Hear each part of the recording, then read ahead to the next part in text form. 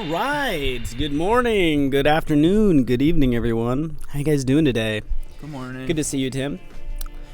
Got Matt in the house, Mt.Mograph as well. Catch him everywhere on all the social medias. At All the social medias. Mt.Mograph, motion graphics designer, After Effects guru. He's going to be taking us through some magic today. And in a sort of a way that we can kind of follow along, maybe. Yeah, we'll do he's it. He's pretty fast. So give us a shout out. We know where you guys are from. We are in beautiful San Francisco. We could see the beautiful Golden Gate Bridge is right outside this gorgeous window, as you can see. Oh yeah, it's nice. We're not in a studio with no windows. We actually have this beautiful view. We also behind us have some nice mountains. Oh wow, look at those. Give that a thumbs. We'll give that a thumbs up. Big blue hair. Very scenic. We got one thumbs up from our background. Wondering how you guys are doing today and where you guys are from. What's up, Chris? Creative Spirit, John Flores, Ivan, TB Media, from Ramsgate, UK. Sounds like a sweet Ramsgate. Oh man, sounds kind of awesome. That's like straight out of Game of Thrones or something, right? Yeah, that's cool. I'm jealous of that. Aisha from Atlanta, I take it. UK in the house.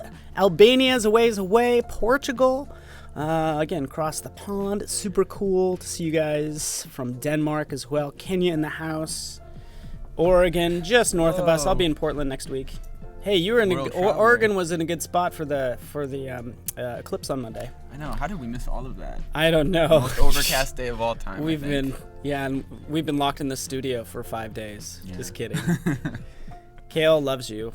You're like, whoa. I love you too. Yeah, there we go. We was a little on-screen romance. Yeah, there you go. India in the house, Madrid. Cool, guys. All right, Miami. Cool. So we got some U.S., we got some Europe. Farthest I've seen. What's the farthest we've seen? Man. I'm trying to go as far east as possible. San Diego. Whoa. Vancouver. Yeah. All over. Peru. Venezuela. Awesome. Montana in the house. Cool, guys. So, this is going to be fun, and thanks for joining us. Europe and Cameroon. Awesome. Mm-hmm. And good old Africa as well. So this will be cool. So make sure you hit subscribe, actually, to your YouTube channel. Right? And ours. And Adobe Let's not channel. forget. Hopefully you guys are on AdobeLive.com. And by the way, if you're on AdobeLive.com, by the way, there is a contest. You'll see a contest button in the lower right, as well as a template that you made. So we could talk about that later, but you basically made this template in After Effects. Yep. Yeah, and it's to help editors. It's using the new motion template stuff that Adobe has released. So it's pretty cool.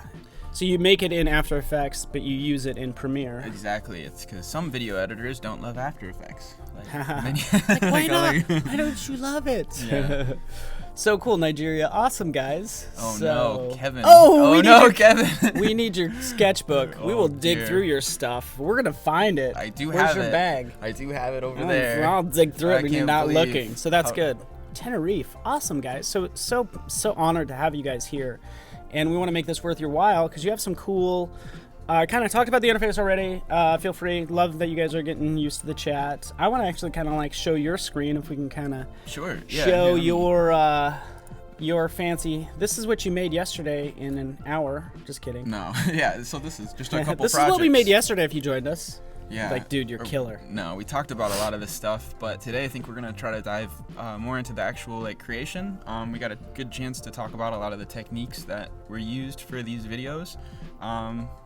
But yeah, so it all will make sense, hopefully. Yeah. Yeah, I absolutely love it. So Nigeria, BD, yeah, it's good to have you guys here. So, and I think this is cool. You have a little 3D, just this, the easing that you have in it, just some of that liquid motion is really fun. I mean, there's too many components kind of being thrown at me right now for me to, the hair bouncing. textures moving within a mask. Sure. Right? That's kind of what's going on? Yeah, there's a lot of I textures. know I personally would like to get more comfortable with like using masks and stuff like that. Yeah, it's one of those After Effects, personally. The dark magic of After Effects. Yeah, and it's like I understand kind of like linking one layer to another, but then having that mask out. So, anyways, that's just me. Also interested in hearing what you guys wanna hear or see, or if anything jumps out at you with what you're watching now. That'll kind of help us, because again, this is live and we're doing it for you guys. Sure, we have a plan, right? Yeah, we got a loose plan that we're willing to abandon at the drop of a hat. If you guys really if he's like, yeah, let's do that. Absolutely. If he gets inspired, look out. Yes. So this will be good. I'm excited. I like the pyramid too. Again. Okay. So should we jump into the pyramid first, do you think? I don't know. Yeah, that piece really kind of sticks out at me. So yes. Okay. So we will be creating the pyramid. Should I just create it from scratch, or should we take a look at the first? Or how should we? I mean, I'm kind of interested in creating it from scratch. I know you're so fast, so even advanced users, it'd be good for beginners as well as advanced if you just. Yeah, we'll try to talk this through. So whatever you want to do, man. Okay, so I'm gonna create a new project, I guess. That's a good way to start off a project with a new one. Do Command N on your keyboard for a new composition. I'm gonna go with a width of 1600 by 1200, maybe export it as a GIF that's 800 by 600, so a little bit of scalability. Also have a very funny screen size, so 1920 by 1080 always looks a little bit funny, at least on my computer right now. So I'm going to switch the background just to white so it's nice and easy to work with. And from there, we're actually going to go and press Q on your keyboard, and you can toggle through the different primitives that you have here. And I'm actually going to add a star to our composition panel. And so right now it's going to have 5 points. If you hold Command and you click the... Oh, my mic is a little bit low, or maybe I can just talk louder. That's pretty good. Okay, sorry about that. But yeah, so you can hold Command and actually click this little arrow to twirl out everything at once, and we can change our points for our star to 3 if you want, or you could switch it to a polygon. But 3 is going to be good for what we're trying to do. And I'm actually going to go and be smart and actually name my layers today. So I'm going to call this triangle piece 1. Oh no! Thank you for telling What's that? The F-Lux thing I had on from yesterday. Yeah, there we go. Oh, yeah. The non-yellow screen. Actually, do you mind changing that from yellow to a darker color? Oh, sure, yeah. That's it might just be our monitor. No, I think it's pretty vibrant. I agree. So I'm gonna switch this to nice blue. Nice contrasted It'd probably color match here. our background. There we that's go. Good. So center up that anchor point near the bottom of this, and since we're gonna try to create this kind of 2.5D pseudo 3D look, what we want to do is set it up and fold it together. So I'm going to start by having my triangle piece 1. I'm going to duplicate triangle piece 1, so we have triangle piece 2. And did you move? I'm sorry to interrupt. Did you go move ahead. your center point? Yes, I did. So you can use the pan behind anchor tool. If you press Y on your keyboard, you can actually also turn on this snapping right here, at least on my screen. And we can be able to snap to the different corners, which is pretty much all we're going to need to create this kind of triangle effect. So on that triangle piece 1, I'm going to move my anchor point down to the bottom here. And on the second triangle that we duplicated, I'm going to go and center this up in my composition. Actually, I should probably center both of them in the composition. That's probably smart to be in the center. And on triangle piece 2, what we're going to do is press Y for the pan behind tool, and we're going to move that anchor point over to the far left of our triangle, because again, we're going to be trying to make these 3D layers and then kind of flipping out everything together. So we're going to duplicate our triangle piece 2 and make triangle piece 3, and again, with that pan behind tool, move our anchor point to the far right of this object. So the next thing we're going to do is do one more duplication and see where we're at. Command D, boom. There you go. So we have 4 triangle pieces, and since we're trying to make a pyramid, all we have to do is fold them together in kind of 3D space. So we're going to turn on our 3D kind of look here. We're going to press R on our key. Oh, sorry. Actually, I was just kidding a little bit. What we want to do is actually do some parenting, so we're able to get a good rotation for some of the layers. Actually, let me just double check. It's starting the day here. So So yeah, right. And I appreciate. I don't know if somebody was from Australia because it's probably like 4 a.m. there, so we have no excuse. Like we just had a night's sleep. I appreciate them hanging out with me and us. I'm gonna drink some coffee. There you go. So on triangle piece 2, I'm going to do negative 90 degrees just to kind of flip it out. And I'm actually going to also switch my view, or my active camera view, over to custom view 2, which kind of gives us a little bit of a perspective on what we're actually like flipping out. So you can see I already have moved one of the pieces in 3D space to be on the side. So first we're going to flip everything out and then flip everything together. So and you haven't done any parenting yet, by the way. I haven't actually done any parenting. Gotcha. I think I might have just said that just for fun. I like how you're keeping us on our toes. Yes. I like it. Yes, exactly. This guy, I dig it. So we're gonna go on triangle piece 3, just change that to 90 degrees. So you can see we're starting to get like a little box look. And so for triangle piece 4, I'm actually going to move this just back like this in Z space and just kind of hope for the best. I think we can be a little bit loose with this because we're going to be adding some adjustment layers over this and some textures. So if it's not like perfectly geometric, I think we'll be okay. So now that we have our kind of base set up for our pyramid, what we want to do is rotate all the pieces in together so it can make like a point. So let's find our right dimension here, and we're gonna actually grab all of our X rotations at once so we can get the same rotation, or just see like what values we need. Actually, we can't do that. That was just a joke. We're going to do them one at a time. That would have been sweet if we didn't have to. That's a bad joke probably, but I thought it was funny. I gotta find the right orientation. That's the funny thing about like the 3D space. Sometimes you can get a little bit lost.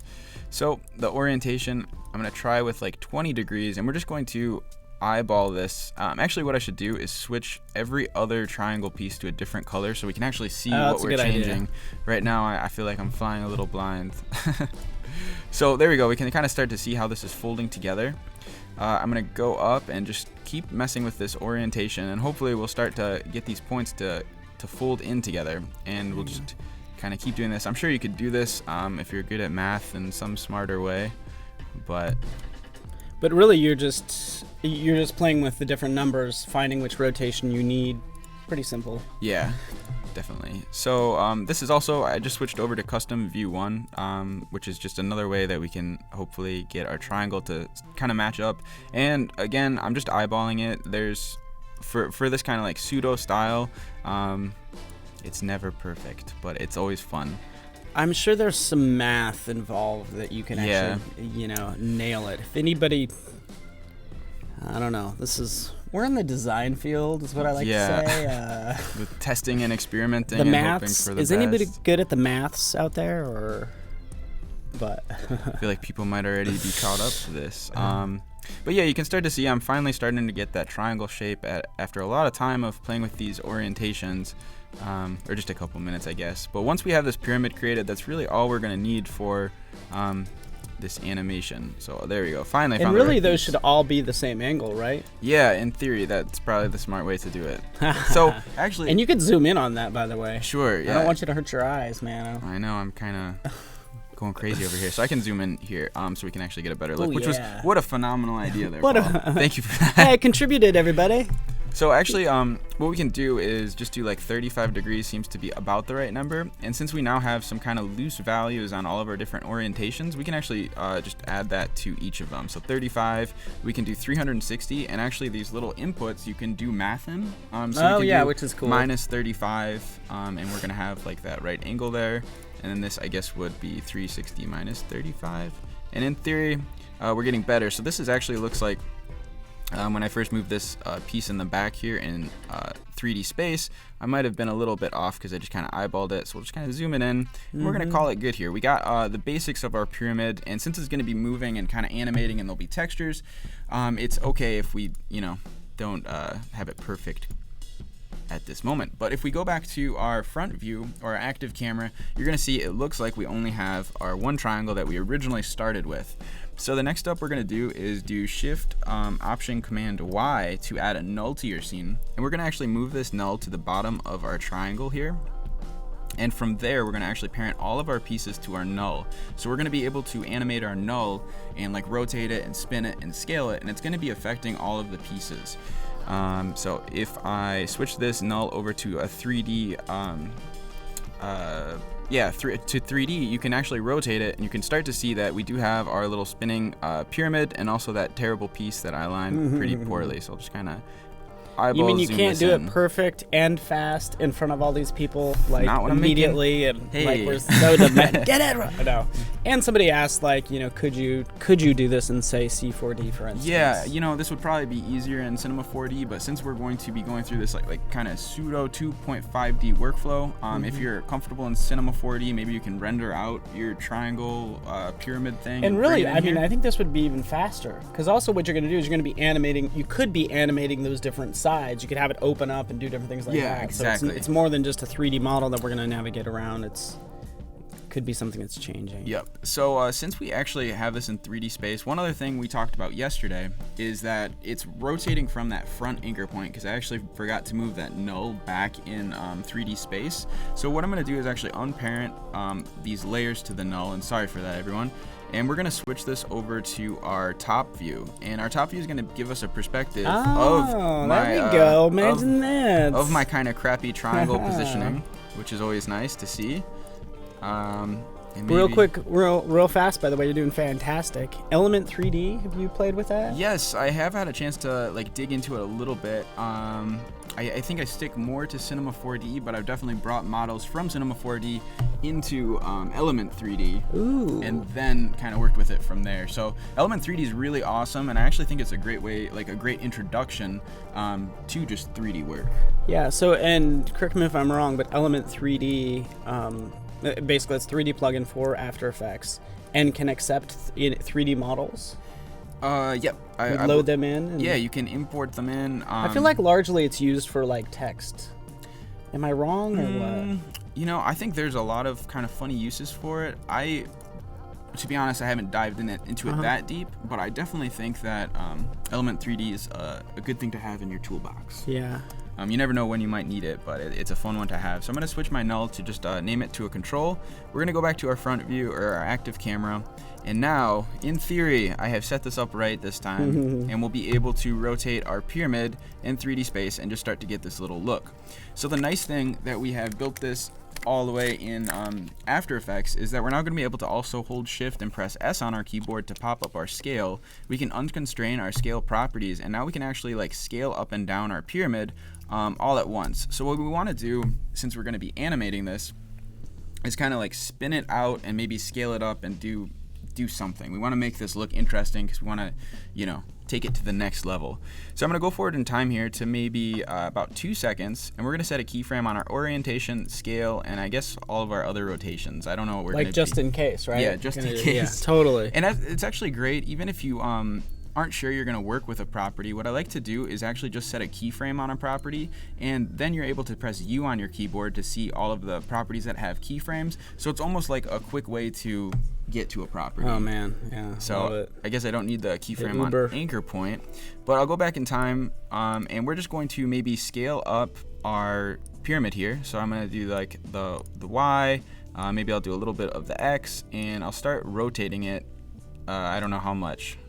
And hopefully it's moving fast enough that no one can see that we didn't get all those lines to be perfect. Would be and perfect. that it doesn't have a bottom. And that it doesn't have a bottom. Don't tell anyone. We gotta be real sneaky. Yeah, so we're starting to get this nice little rotation look. And actually, we're gonna have it rotate a little bit more. Let's see, we'll just kind of keep this going. We want to have some good motion in here.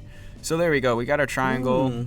And actually we're gonna have it settle where you can kind of tell that it's at least a 3D shape, and it does have a bottom. We'll try to end. No, this is good. We'll try to end in a way that looks like we have a bottom on our pyramid. Oh, so that's working. There we go. We have like our start to this little animation, and the next thing we're gonna do is actually add a camera to the scene. And what this is gonna do is add a little bit more perspective to what our pyramid is gonna be able to do. So I'll add a camera here, and you can mess around with whatever values you want.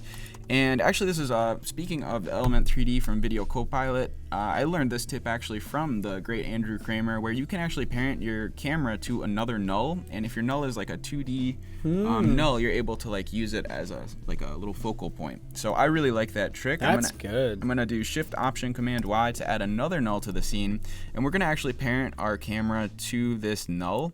And so now I'll be able to move my camera like around the scene, and so even though it's 3D, I'm gonna get this nice kind of pan look. So shout out to Andrew Kramer for that really awesome ness. So anyway, I'll go back into this keyframe here, and we're just going to do a little bit of animation on this first null. Maybe kind of pull it down here like this, and just give a little preview, and we have a little bit more motion from that camera, and maybe on that camera layer we'll also do something with like the orientation or rotation. So set a keyframe, and we're just kind of figuring this out as we go. You can be pretty loose, and hopefully we can refine this as it gets a little bit better. So kind of do a little bit more rotation here. Just kind of guessing at what is what and hopefully this is going to turn out cool. So I've got a little bit extra motion here, and that'll be good for us to start with. So what I'm actually going to do is grab all of these keyframes and use this tool called Midas that is like a free trial, so you can go check that out. And what this is going to do is wrap all of our keyframes into a new set of keyframes, kind of like a time remap, but with some other math that makes it work kind of interesting. So what I'm going to do is add this to an Animo controller, and we'll just call this our master controller. And when we add this to the scene, we're going to get all of our keyframes to be like bound to this kind of master controller. So from there, you're going to see that I can affect all of my easing over all the keyframes at once. So if we go into our speed graph here and move back in time, you're actually going to see as I change the speed graph that we're actually going to be like able to tweak our animation. So this is basically taking all of our keyframes. If you think of the first set of keyframes and the second set of keyframes as a range, this master controller is going to be like kind of sorry, it's like kind of hard to explain actually, but we're basically going to be able to affect all of our easing over all of our keyframes at once. And as you can see, when I move this, it almost becomes like a non-linear thing. If you add a keyframe in the middle and actually go back down like this, you're going to see that it like almost rewinds back through our set of keyframes and then continues. Yeah, because it goes down below. And just April's like me. I'm trying to follow along. So far, I have 4 triangles. Hey, that's kind of where I stopped. Yeah. Too. Sorry. Well, that's 4 more than you had. We get it. You're good. No, go ahead. Okay. So yeah, I'm just gonna, and I really like working with this just because for me, sometimes you can get so many client revisions that anytime you can kind of push your easing to other places all at once, it makes it a lot easier, at least in my opinion. So here we go. We have a little bit of a spin easing kind of thing going. And we're going to keep building out the scene and then kind of do that styling texture stuff that we talked about yesterday to take it to like a more polished or professional level. So I'm going to just continue working with this easing here and try to get it to look nice. Okay. And there we go. We have a nice little smooth ease. And the next thing I'm going to do is actually just add some other elements to the scene. Since we're going to be putting some adjustments layers over the top, we want a little bit of depth here. So I'm going to just draw some random shapes. I guess like a rectangle would be kind of interesting. Here's a question. Sure thing. How's that? So actually you might need to like just do just briefly explain Midas and how's that different from the remapping effect? Right. So with the time remap, it's basically condensing your actual video as far as I understand it. What Animo does, it actually affects the math of the easing. So actually I can show you if you'd like to see. We can go into our control, for example, and just if you hold command and toggle down into whatever layer has an expression, you can go into your speed graph here. We'll click one of these things. So this is what it started at. This Y rotation, for example, and if I go over and I click this little post expression graph, we're going to see how the easing was changed.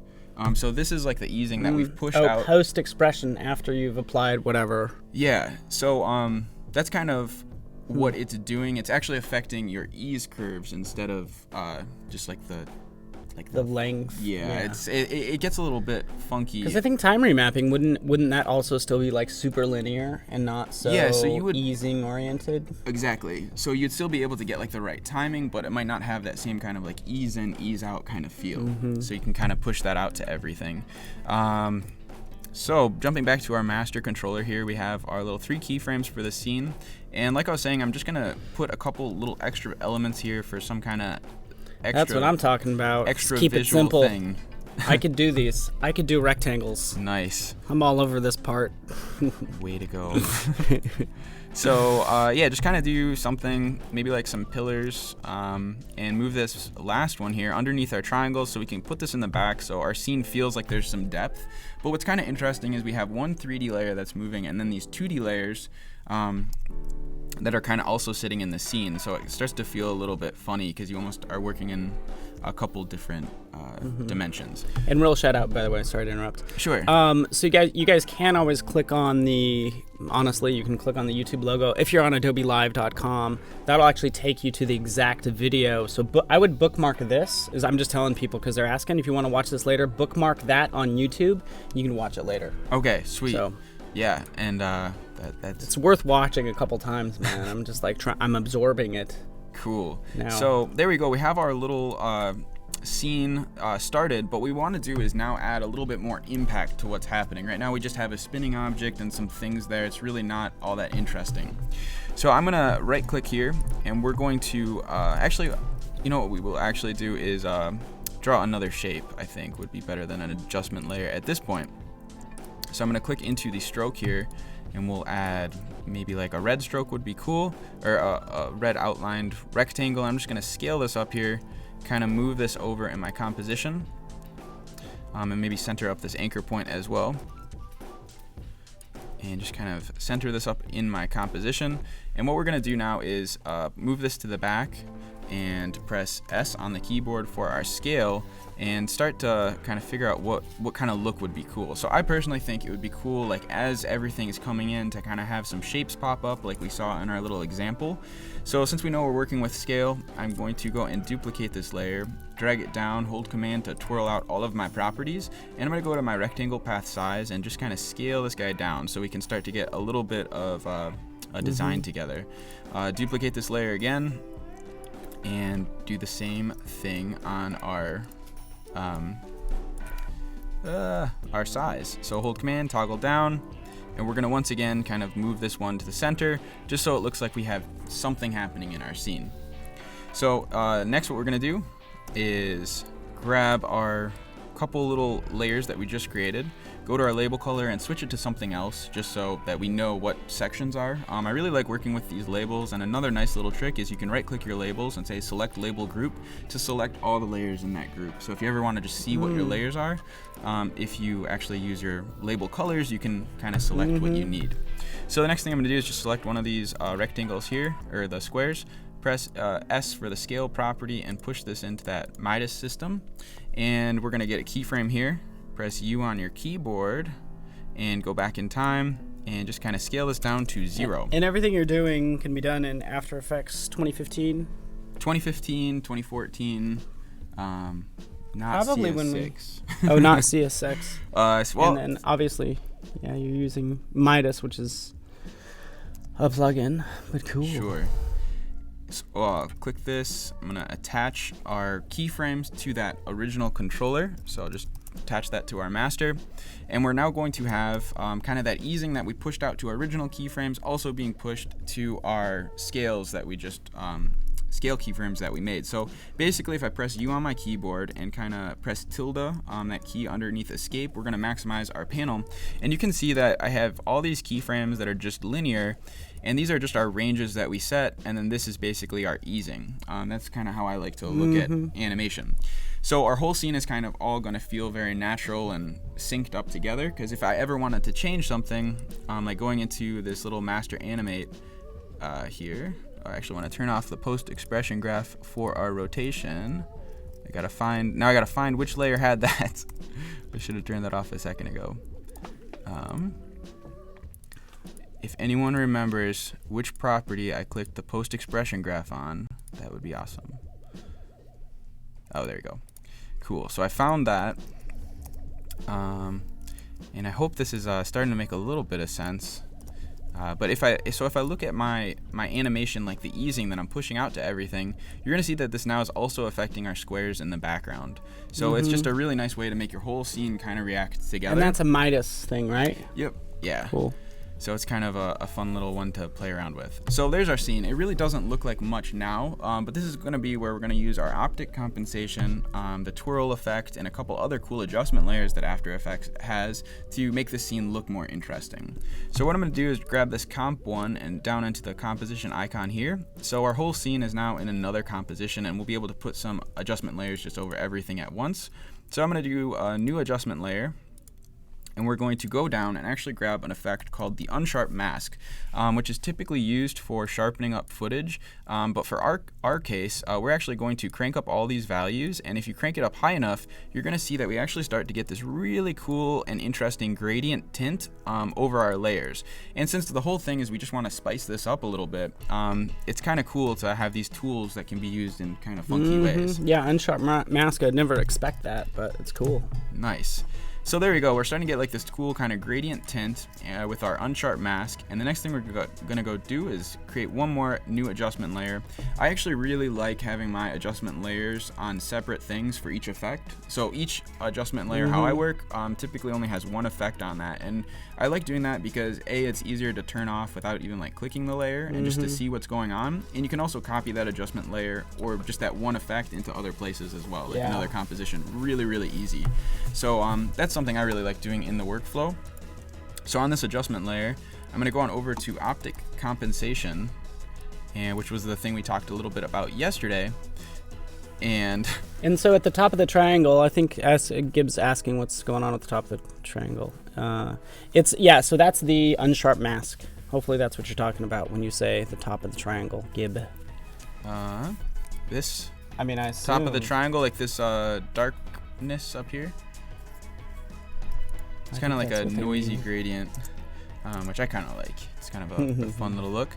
So we're gonna reverse our lens distortion here, and as we crank up this value, you're gonna see that our scene actually kind of gets warped out. That it can start to look pretty intense, but at the same time, like that. This is where like that unsharp mask starts to be really cool because we're getting all these like I love that extra tones kind of in there. Edge. So I'll press a little keyframe here on our field of view and just go back in time. What we're gonna do is just turn this value down as our animation is happening. So if I preview this, actually, gotta set this over here. So we'll see what's going on. And as I preview it, you're gonna see that all of a sudden our scene is starting to look a little bit more spicy. It's a spicy. Sorry, that was bad. Yeah, so that's kind of cool. And we can go back, actually put a loop on this guy. A little extra motion, and now when we preview it, we're kind of getting this 3D triangle with a little extra noise on it, and it's all kind of working together kind of at once.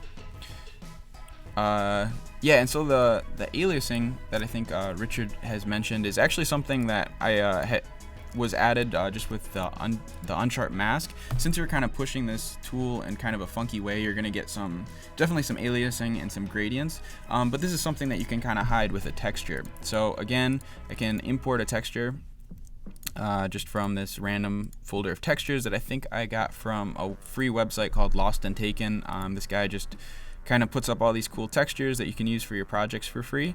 So I have this texture I'm going to drop on the scene, hold shift and just go through plus or minus on your keyboard to toggle my different transfer modes, and maybe we like something like the classic color burn, and there we go. We're starting to get this kind of cool triangle moving scene, noisy, glitchy looking thing. So and then if you switch this to like a black background, it'll probably look a lot better and maybe a little bit more connected. Yeah. I should actually go to this composition here. So it's kind of funny, like this is what our original one looks kind of boring now. So put this to black, go on over here. I don't know why this is white. This is probably from my adjustment layer being here. Yeah. So what we'll do, we could do like that color difference key trick from yesterday if we make this into a Luma matte. And sorry if this is a little bit crazy, we can always kind of rewind and talk about anything we need to here as well. So we'll go to the color difference key, effect, Drop it on there. Switch our view mode to the corrected just so we can start to see that black and white. Move this underneath it and just start tweaking it until we get like some kind of cool colors, just like this. And whenever you find like some good contrast, that's when I switch it on over to the Luma Matte and turn this back on. And we're gonna see that now our texture is only being taken on those spots that the Luma Matte is allowing, and we still have that black color background. So if we wanna make this even a little bit more interesting, you can create another adjustment layer and throw something like a glow on top of it, which is just a wonderful effect that also is really great at hiding a little bit of extra noise that may be in our scene. So kind of crank this value up, and all of a sudden we have like maybe some kind of DJ looking thing. That's kind of fun to create. Why would you use? Could you use CC lens instead of optics compensation, or? Sure. I mean, you don't. I'm not saying. I'm just saying in general. Like, could you? I'm not asking you to use it. But I think would you get the same sort of I would result? actually have to take a quick little peek at what the CC lens is gonna do before I say for sure. What can make our scene more interesting? It looks like. Ooh, what was it? What did you just add? I added the CC lens, and it kind of made things super crazy. I like the CC lens. Yeah, look at that. It's just kind of funny. Like, you can add effects, and you never really know what you're gonna get. But at the same time, you know, we really only set a couple keyframes, and we're letting a lot of After Effects just let kinda this play for a little bit. Sure, yeah, I'll make this timeline longer. But yeah, I mean, we're kind of leaning on After Effects in a lot of ways. Just kind of letting the adjustment layers do some work, the keyframes do a little bit of work, and at the end of the day, it looks like something that we probably spent a lot of time on. And I think, don't tell anyone. Yeah, don't tell anyone. We're done. I say we're 35 minutes in. We're done for we're done. Yeah, you did sweet. Awesome. You're paid? No. There we go. So we got this little blue triangle that we saw in that little stinger. I love it. I love it. And we even I just want to watch it, and as it's like, I don't know, am I getting brainwashed? Like, as I watch it. I will save this to the desktop as our blue triangle. Thank you for saving it, by the way. I know, man. Yesterday I just, I don't know why I didn't save stuff. Cool. So yeah, that's basically how we wound up with this effect. And I guess also, if I dive into the original composition, I think there was some point where I added some other like twirl effect. Yeah, so one thing I forgot to do in the last one that we just talked about was adding the twirl effect as well, just on top of it, when the optic compensation was also coming in, just to make it kind of look even I think more the twirl is like, okay. Yeah. You know? Honestly, that CC lens might have been better than the twirl. Yeah. I like the CC lens. Like, twirl looks like a twirl, and, you know, you kind of, as a designer, you kind of know that effect. So. Yeah. Exactly. And actually, one other kind of fun little thing you can do, I'm going to hop back to this blue triangle that we just created and put this comp 2 into another composition. And so if you ever want to add like some really good impact to your scenes or your animation, what you can actually do is just split your composition. So you find a good time when your easing is happening, do Shift Command D to split your layer, drag that first layer like back in time a little bit, and then trim it so it's almost like cutting out a couple frames. But the thing is, like, a viewer's brain is just going to fill in that interpolation, and it's going to seem like it just kind of pops a little bit more. So you almost don't notice that I cut out a couple frames, but you can do that to kind of make things come in a little bit faster or even hit harder. Mm-hmm. So it's always good to, like, kind of when you go through and you don't finalizing. you don't have to go through and manipulate a bunch of keyframes to get that look, which is why you put in the different comp. Exactly. So yeah, that's kind of how you can make some crazy. Oh, it is getting a little. I think your red is a little extreme, because this is what happens on the feed. Oh my goodness! It's like it shouldn't look like Christmas. No, I don't see any of that. I'll switch this because it's like a true red. Yeah, that's no good. I'm sorry, guys. No, I think I just noticed it. I don't know if it's been doing that much. I'll switch this to any other color. It sounds like would be better. Maybe I don't know, like a kind of tealish color might look better. Ooh, well. Did that one? Or are we still getting the noise? Yeah, that's some vibrant. Yeah. Okay. Cool. Okay. Yeah, we're still getting that crazy red. Sure. It's so cool. Could you shift it to a purple? Sure. Shift the red to a purple. Yeah. We got time, man. It's all good. So I need to grab these guys. Switch this to a purple. maybe this will be better. And it's kind of cool also to go to your comp and there see we like, go. how the colors Oh, that's a pop. great color combo too. Yeah, there we go. Perfect. It's totally planned. Sharp. Yeah, but this is just kind of a fun way to play around in After Effects, get used to doing like these pseudo 3D. I think for the most part, I probably would not make pyramids, and I'd normally stick to like creating boxes because that's easier, like we talked about yesterday with like a cell phone or something like that. But at the same time, this is just kind of a fun project to make in your free time. It doesn't feel like a client project, which is great, and it's also a fun opportunity to kind of dig into some weird parts of After Effects. So that's how you create some trippy triangle, I guess. No, you save your project. Yes. That's all I have to say. Save your project. Save that project. Do you guys have any questions? Like you just did a lot in 35 minutes, by the way. Why, thank you. That was like somebody else said, I just have 4 triangles drawn. That's as far as I've gone with this. But so is there any benefit to doing it the pseudo 3D way versus using a 3D model in terms of like rendering speed? I would guess so, just because you don't have to render out of a 3D program, import it into another program, and it's also one of those things, like if I wanted to do anything with that scale or rotation, what I'd be able to do is just do it right here in After Effects instead of going back to Cinema 4D, but I mean, with what Adobe has released with like the Cineware, it's a little bit more synced up together now, so I guess you could probably also do it in Cinema 4D. Yeah, that's good. Yeah. So, and by the way, is this your the laptop you normally work on? So this is I actually have like a trash can Mac back at my house, which is like my main workstation. This is actually a 2013 laptop that's really struggling. 2013, guys. 2013. Hey, tell is a good year. tell us that story you when you were working sort of on site. Yeah. And you brought your trash can Mac, and tell us about that. Yeah. So this is actually kind of funny. I had on set, like I was supposed to be on set for this production, and I didn't know how to travel with like a monitor and all this other stuff because it just seemed like a lot of gear to bring and maybe even a little like kind of expensive stuff I didn't want to like risk. So I ended up bringing my trash can Mac, which is like this big, and actually my iPad. And I used that as a monitor with this other application called AstroPad. But it was really funny to be like working on this trash can Mac with an iPad. Like that was your main monitor. Yeah, it was like this little like, iPad. 8-inch screen, and I was like, okay, imagine working in After Effects on an 8-inch screen. It was rough. I got it done, but I don't recommend that workflow. Yeah, I just thought that was awesome. Like you just make it happen. You got it's to. Good stuff, man. Yep. So yeah, that's the little triangle project. If there's any questions or anything we can do. Yeah. All right. Oh, Mr. Case Hearts, you have to work right now. Oh man. That's so yes, good. by the way, like you could always, if there's ever any issue with like the chat, we want you to be on AdobeLive.com. If there's ever an issue with it, you could always click on the Adobe logo. Also, click on that Adobe logo. That'll actually give you the URL on YouTube. Excuse me. Click on the YouTube logo. That will give you the YouTube URL. Bookmark that, by the way, and Mr. Case Hearts, you can watch it later. Sure thing. So yeah, if there's anything else that people might want to see more of in this little clip, we can jump into that too.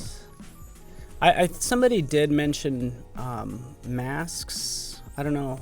We could throw out a couple words and see what resonates with people. Do you guys want textures, like effects? We can do something with words if anyone wants to see that. Words, I would love personally. Sure, I actually have a really kind of cool little technique that we can jump into. So I'm gonna create another new actually we'll create a new project. I'm gonna save this one. Thank you. Just for you. Yes, because I know if I did that, I'd be like, yes, this is. To you, you're like, whatever. Yeah. I could make this no problem. Sometimes. So I'll create a new composition here. Do Command T for the text tool, and I guess we're gonna go. Everyone wants masks, so we're gonna definitely work with masks in this text effect. Cool. This will be fun. We're gonna call this mask effect. And I think this will be good. Like, people are obviously like making videos and stuff like this. So this could be like an intro or who knows. Yep. Yeah, so I'm going to center up this kind of text, and we're actually going to have, this is a really cool little project to also do with like the labels, or the color labels that we just talked about also. So I'm going to take this mask effect, go on over to this thing and actually break this out into letters. So what this is going to do is convert our text into vector layers that we'll be able to work with and animate. So if we grab all of these layers and just make sure they're all the same color, I'm actually going to also delete this little space here. Actually, I guess I'll keep it. We're going to grab all of these and make sure they're all blue. And duplicate the layer, and After Effects is going to duplicate them all on top of the other ones. So while those are still all selected, what we want to do is go back and actually change these colors to yellow. So now we're going to be able to toggle back and forth between these layer groups by selecting the label color. Which is a great tip, by the way. Yeah, I really like that. So now I can actually grab all these yellow layers, even though I clicked off, by doing the select label color. And what we're going to do is turn on the stroke effect for all the selected layers and actually scale up our stroke until actually I should switch to a different color than white so we can really see. So what I'm going to do is just turn this stroke so it's bigger than the letters and almost makes these kind of funky shapes that we're actually going to use for masks or alpha mats for our layers, or for our actual text that we want to work with. So I'm going to switch back to the blue label by going select label group. I'm going to go over to my track mat and switch this to an alpha mat. So it's going to do all of them at once and basically alpha mat all of them to those scaled up strokes. And does an alpha mat, does it get applied to the one above it? Yep, yeah.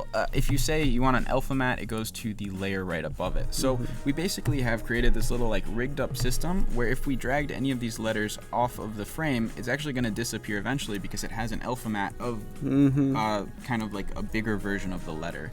So I'm actually going to grab these yellow labels one more time, select label group, and we'll turn on our little shy guy and turn on our shy switch so we don't even have to worry about them. So there we go. We got our text that we want to work with. I'm going to press P for the position, grab that, and go through and grab all of our text at once. Throw this into the Midas thing one more time, and we're going to be able to animate all of our letters independently in this really kind of interesting way that I think is pretty sweet. So if I move these down, it's going to move everything at once. I'll preview this, and you're going to see it all kind of pops up in kind of a what you would expect way. But we're going to make this more interesting, hopefully, and go back in time and also move this kind of diagonally off the screen. So everything's going to be coming in at an angle right now, just like this. Still not that cool.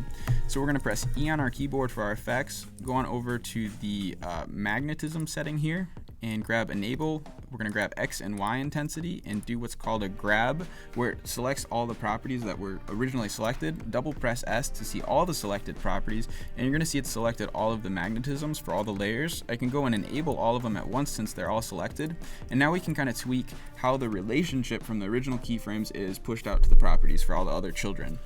Did everybody get that? Did everybody get that? Wow. Sorry. No, you're good. Did you have coffee today? No coffee yet. You haven't had coffee? Like, this is your normal, like, working pace? Because you're blowing my mind. First off, just to step back. Yeah. This might be a dumb question, but what is magnetism? So magnetism is this setting where what is that specific to? Like, right. Where does it come from? Okay, so I'll actually create one more composition just to kind of show what this is a little bit more. I'll duplicate this layer and drag it down. So if I do the same thing we just did with two layers, we're going to select position and select the child layer, add a keyframe here, and we're going to go down into our magnetism for our child, turn that on, and we're going to actually like invert our intensity. So you can go up to like 9, well, I hope at least 9,000. It's over 9,000. And we're going to switch our Y intensity maybe to be like 150. So you're going to see that as I move this top layer, the bottom layer actually has a different kind of relationship. Oh. It's all based relatively. So relative, and how did you link those two together? I'm sorry. Right. So if I do Command Z back, you're going to see all you have to do is dedicate or pick a dedicated parent layer, and then you select any properties you want. This works for absolutely any property. You hold Command and you click what you would want to be a child layer, and then all you have to do is click this little Midas key, and you add it. So it's a Midas thing that Yeah. links those two together. Yeah, I'm sorry I'm like talking Midas so much. It's like become such a big part of my workflow, so I'm really Well, sorry. at least you're like providing a discount code from what I Yeah, hear. absolutely. Adobe Live. Adobe Live. There you go. And So- also a free trial and all that stuff. So magnetism is a Midas thing. Yeah, and Okay. it's really cool because it's all relative based, so you can actually still add keyframes to your child layer and still have magnetism pushed out, so you can start to get some really crazy animations that are all synced up together. Mm-hmm. So if we go back here, you're going to see we have all of our magnetisms, and since we have this diagonal motion happening, I'm actually going to also switch our delay to be 0 so we can see everything happening at once. Go back to about the middle here where we can start to see everything kind of sliding in. And what I really like about using the alpha mats of the same shape kind of scaled up is you actually get I don't know, it's kind of unique looking. So I will grab the A, and we're gonna start just kind of like designing how we want this relationship to actually be. So I'll just kind of like randomly move some of these letters. Maybe some will be like from the right, some will be from the top, some will be from the left. It doesn't really matter. You can be. And those are the masks, right? These are not the masks. These are the layers that are being masked. Oh, okay. So and that's their starting point. Yep. Yeah. And so this is going to kind of be pushed out. So I'm gonna do just kind of loosely mess around with this magnetism, and now when I preview it, you're gonna see that they're not all coming from diagonal, they're all coming from different sides of this mask. So that's kind of nice. I'll press U on the keyboard one more time, kind of move this keyframe over. We will add some easing real quick, and oopsie, I kind of didn't add the right kind of easing.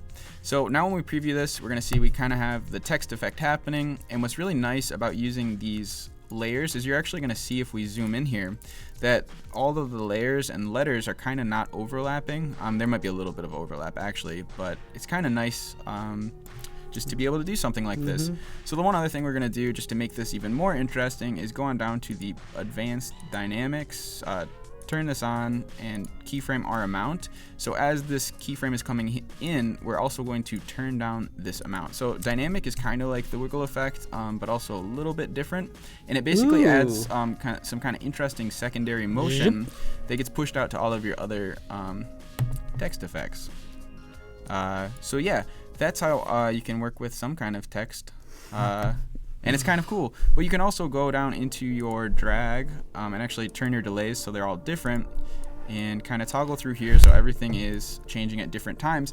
And this is again something that I really like to use in production, because I can get a ton of different looks and push them out to an art director or whoever I'm working with and say, hey, is this good? And if they say no, we want it to look a little bit different, I can just go and change my like seed. So we'll actually wait for some stuff to be coming in and go and change like my seed here, and you're gonna see we're actually having all of the values get pushed a little bit. And this is like the delay keyframes being pushed out to all of the children layers. And what is that effect? So this is again from Midas, but it is Midas, like called the drag or delay module. Okay. But yeah, so that's how you can kind of get a little sneaky. Nope. And what's really great actually is if you press P on the keyboard, we can toggle down and see all of our positions. And this is actually one of my favorite things is with position. If you turn on this post expression graph, you can also actually see what the keyframes that we've added are being pushed out to the children. I love that too, this post expression graph. Oh yeah, it's sweet. Yeah, can you zoom in on that? Sure, yeah. I'm actually going to turn it on all of our properties real quick, and you can see kind of how this relationship gets built out. So I'm just going to select them all in a second, and thanks for your patience. Did everybody get that? This guy is killing it here. My head's spinning. Sorry. I'm like, it's good stuff. Grab all of these positions. Everybody's like wants to view the video at like half the speed, I think. I don't know if that's what Mario's talking about or not. And you're using the latest version of After Effects. Yes, sir. I see. Even though you could use it, clear back to 2015. A CC version basically is what we're talking about. Exactly. Sorry, I unselected these. Kind of silly. And I would hate to see you with coffee, man. I know, man. It's scary. Do you drink coffee or anything? Oh, yeah. Sometimes. A couple he's espressos. like, yeah, so you can see kind of how our values, like we designed this relationship. I kind of randomly changed the magnetisms, but this is like the paths that we would have had to animate normally. So, yeah. Can you, do you mind playing that maybe even in a loop or something? Sure. Yeah, so this one might be a little bit funky looking. Let me also center this up, maybe do this. But yeah, you can start to see, obviously we did this kind of quick and randomly, but if you really spent some time based on a whim from chat. Yeah, right. Is what it came down to. But it's just kind of cool. It's a fun way to work, and I really like it because you're able to get a lot of different looks pretty quick. Is there any other way that we can approach masks? Like what type of mask did you use? What was it called? This was just an alpha matte. It's technically alpha not matte. a mask, but it's Okay. using another layer as kind of a mask. And I think that actually would be good if you actually drew you have a shape, whether it's it could be a shape or a photo or whatever, and you actually implement a mask. I think some people might be interested in that. Sure. So with why I kind of Save stick. that file. Yeah, well, Sorry. I kind of work with the mattes more than I work with masks, because masks, if we actually add one to the layer just by pressing G for the pen tool and just adding one to the layer, actually let me switch this to the actual mask tool, and we add it, it's going to be local to that layer. So if we move the layer, the mask is going to move with it. Whereas if you have an alpha matte, that layer is independent to the other layer. So you can move the layer. I mean, technically, you could animate that mask, right? Yeah, you could definitely. But you do feel like you don't get as much control, really. Well, it'd be one of those things like if we have a moving layer, would be animating the mask to stay in the same spot instead of just using another layer to be the mask. But yeah, masks are really great, and there's some cool stuff you can obviously do with like your expansions to reveal objects. And that's what Matt does. You actually record a 1-hour video in 10 minutes. You record it and then you slow it down. Exactly. And push out an hour-long Yep. video. So within 40 minutes, that's about 4 hours. What we've done. Cool. But yeah, so that's like the text effect. If there's any other question, I can jump into it and talk about anything. Yeah, man. Yeah, this is good. We don't want to, and yeah. But here, I'll actually save this to the desktop here. Yeah, and I don't know if you guys want to, any of these projects, I'm sure it can be made available if someone wants to dive in a little bit more and see how they work. They'll be around somewhere, somehow. I think actually what would be really good, by the way, since we're talking about text and cool effects, if we could quite simply make a template file like we're using in Premiere, like you made available. Like Sure. if you can kind of show us how to make that would be good. Yeah, absolutely. Is that cool? So this is going to be using the motion template system that Adobe just put out. I think it's a version 1. But this is something that maybe as an animator you wouldn't use all the time, but if you work in a team, this is going to be a really nice thing to be able to give to your editor. So if you go up into your window here, you can go down into your Essential Graphics panel. If you haven't seen that, it's going to pop up just like this. And this brand new. Yeah, this brand new panel, and this is going to kind of give you a way to save out this kind of file type called a Mogart that you can give to your editor, and they're able to make some changes. I know, it's perfect. It sounds like Isn't that fun? Yeah, what does that sound like? Mogart. I don't know. I feel like I'm like Harry Potter, maybe. Yeah, Mogart. Yeah. Oh, this is a Mogart. Oh, you have a Mogart for a pet? I don't even know. Yeah, so if we want to do kind of like this essential graphics kind of workflow, what we're going to do is just create a simple lower third. So we can add something like a first name, and we can duplicate this first name. I will say that you have to make sure that is long enough for the person's name, because that's going to be like an input field, right? Sure, but with the input field and the text, is it actually using this essential graphics panel? As far as I'm aware, if you just grab your source text and put it over here, anything you change into this little edit text field should reflect properly in the text field. In your composition. Yeah, we'll check that, because I think when I tried to type in like master at motion for you, it cut it off. But nonetheless, all good. Okay. Don't mind me. So kind of move these. Continue with the yogurt. I mean the Mogart. Mogart. Perfect. So we have a first name, last name kind of set up, and drag this down. Rename this to first name. First name. We'll hold command to twirl out everything, grab our source text, and grab this and pull it into our panel as well. And you're gonna see we can actually name these properties. So this is a really cool way to kind of work. So what I'm gonna do is grab our source text for our first name, and I'm just gonna call this like top line. And we'll grab our bottom one. We're gonna call this like our bottom line. bottom line. And this is going to be something that we're just creating a template that your editor or whoever you're working with is going to be able to use in Premiere. So we want to just set up, kind of like give them a couple little properties that they can tweak or change in Premiere without having to go into After Effects and getting scared. So it's always really good. So I'm also going to grab the fill effect over in our effects and presets and drop this onto our text layer for the top. I'm going to duplicate, actually, I'll press E on the keyboard to see our effects, hold Command to toggle down, and we're going to see we have this little color control. But what we want to do is actually make this a little bit easier for us. So we're going to create a null object, move this up into the corner over here, and we're going to add some like custom controls just so we have all of our controls in one spot that we can see. So I'm going to call this our color control. I think should pop it up. We'll grab this, drop this onto our control layer, which I guess I should probably name as our like master control.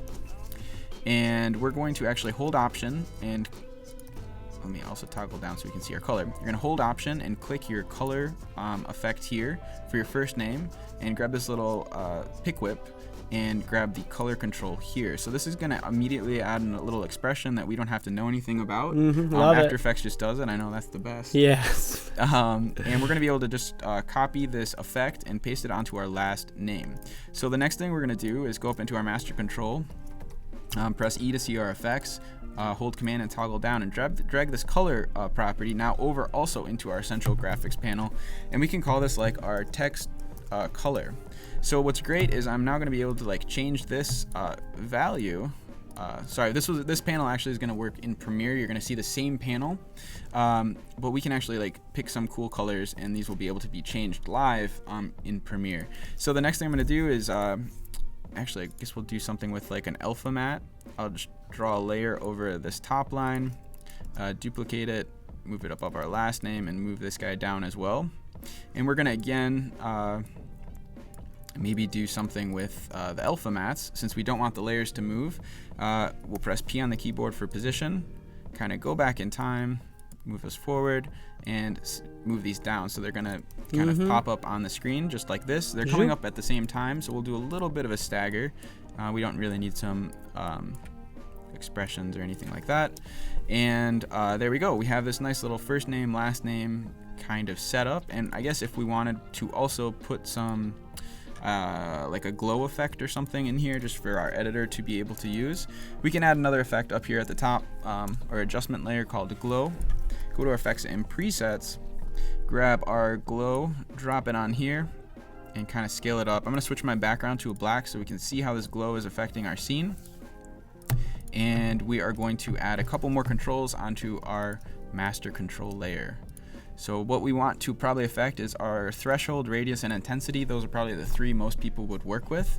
So we'll go back to our master control, and we're going to grab... And that might be a good use case for that is like maybe even setting that to black and giving them that control. So like you don't know what type of background it's going to be on. So do you want like this dark glow or lighter glow or... Sure, and this is something like the editor would just be able to tweak and have a little bit of control over, but at the same time, only what we want them to control. Yeah, exactly. So it's really nice.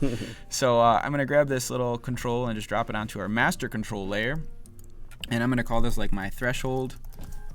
We're going to go and grab these properties.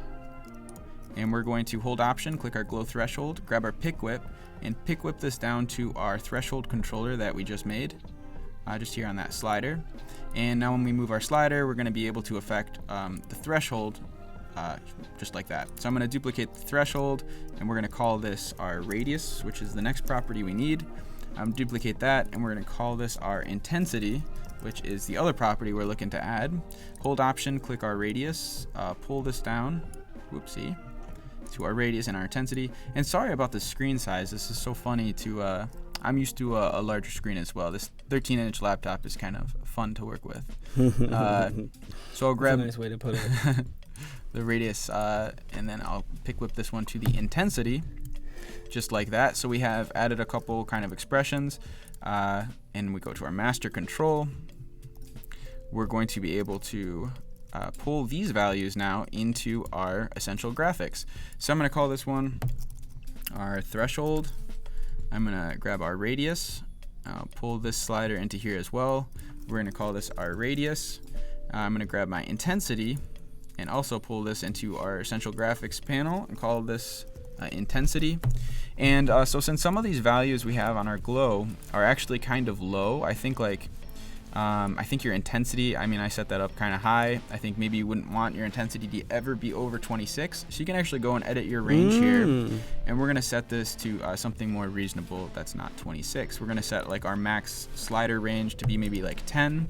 And this is something, again, where you can kind of like, if you're working in a very strict like design guide or something like that, you're really able to be like, well, you can have this much glow, but not that much glow. I love it. Which is kind of funny. So there we go. We have our nice little like setup rig.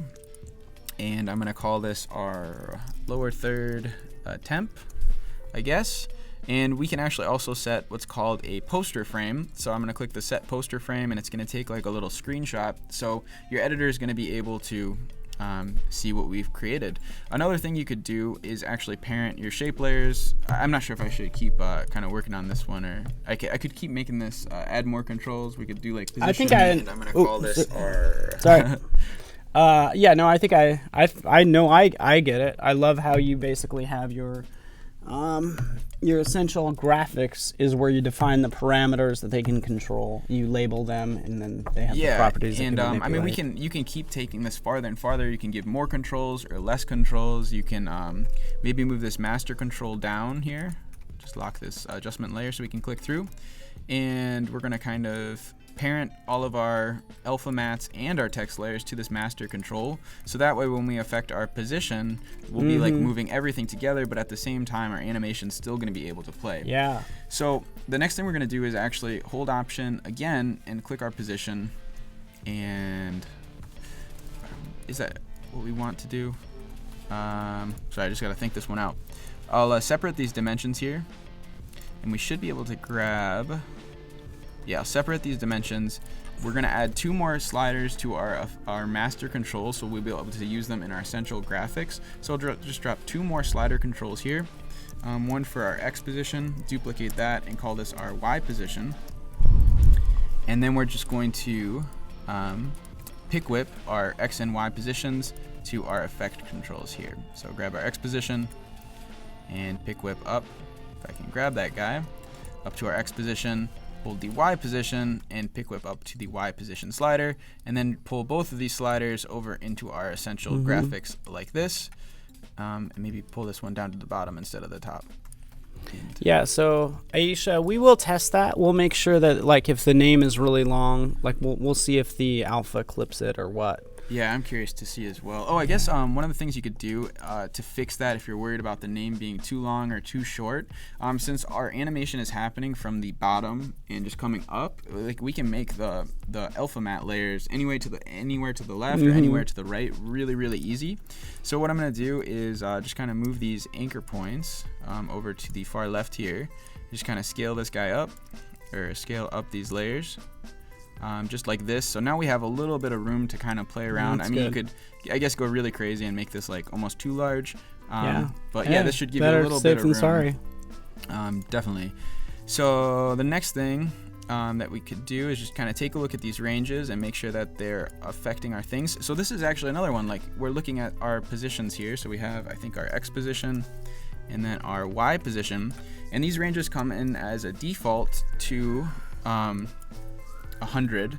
So I'll do Y position, edit the range, and what we want here is to go way bigger. So maybe like the size of the composition, we could do like 960, and maybe our next one would be like out of 1080.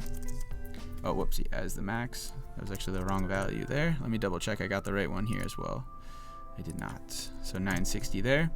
And now we're gonna have these bigger values, and as we move these sliders, you're going to see we're able to move around our null and also that group of animation that we created. So at this point, I think you could also add, say this to my desktop as text, Mogart again. There we go, the yogurt. But yeah, so we're going to kind of let it be what it is right now and kind of export this to Premiere, so we're able to use this in our timeline. So I'm going to set the poster frame since we've changed some stuff around. Going over to this export motion graphics template. Oh, I need to save it. I thought I did. Okay. And we're going to save this just to our essential graphics, and this is going to immediately take it over into Premiere. If you want to hand this file off to someone else, you can save it to your local drive and pick a folder. But I'm going to save this to my essential graphics, and I'm actually going to... And that's basically what you did, is you saved it to your local drive, and then we made it available to you guys, at least a version of it, on adobelive.com. There's a button lower right. Cool. So I'll grab I'll just open up Adobe Premiere, and when it opens, we'll be able to see this little lower third template that we created, and hopefully an editor or somebody like that will be able to kind of type and make everything perfect. And not screw it up, because you've just defined those parameters. I know, I told them what's what. So let's see. I love it. So yeah, that's the download the template. You'd get that file. I'm clicking on it now. It's Mogart, and again, it goes in Premiere. So I'm launching Premiere now. Cool. So I'm in Premiere. I'll create a little new composition, or I guess a sequence. I forgot. They're not called compositions here. And you're going to see we now have our lower third template imported into our central graphics panel, which you can again go ahead and open in your window drop down, or switching over to the essential graphics, I believe is one of the work spaces. But anyway, just drag your lower third template that we just created into the timeline and just give it a second to load. And once it's loaded, we'll be able to edit those parameters that we set up originally in After Effects. And Mogart might be the best name ever for a project or file type. So there we go. We have this thing, and since our composition isn't the right size here, our sequence, I should say. Oopsie. I'm also so not a Premiere person. If I need to change my sequence settings, I definitely need a different. Let me create another project here. Sequence. We want not DV. Something like that. Click into sequence 2 and grab that lower third template. Drop it on in just like that, and go forward in time. We have that same project that we just worked, but now we actually have those like sliders and all of our inputs. That our editor could kind of move around and throw in a super long name. Yeah, we'll see how this works. But yeah, it happens in like real time. You're able to kind of move your object around the scene, and we can change our top line to some really long name, and also the bottom name is pretty long.